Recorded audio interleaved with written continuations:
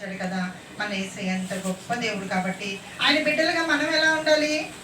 గొప్పోళ్ళుగా ఉండాలా, అల్లరిగా ఉండాలా? గొప్పోళ్ళుగానే ఉండాలి కదా. సరే, ఓకే. నేను స్టోరీలోకి వెళ్ళే ముందు ఒక చిన్న గేమ్ ఆడదామా?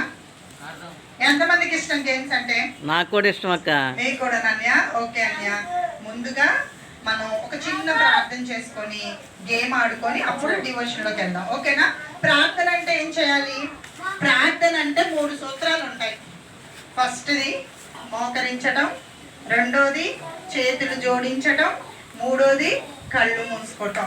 ఇది ఇక్కడే కాదు, మీ చర్చికి ప్రతి సండే వెళ్ళినప్పుడు కానీ, మీ ఇంట్లో ప్రేయర్ చేసుకుంటున్నప్పుడు కానీ దీన్ని మీరు పాటించండి. మరి నిజంగా అందరికంటే బ్లెస్సింగ్స్ ఎవరికి వస్తాయి తెలుసా? ఆ చిన్ని తమ్ముడు, వాడు అసలు అందరికంటే ఇక్కడ ఉన్న వాళ్ళలో చాలా చిన్నోడు. ఆయన ప్రార్థన అంటే కూడా మోకరిస్తున్నాడు. నిజంగా కదా, దేవుడు ఆ బిడ్డను బాగా బ్లెస్ చేస్తాడు.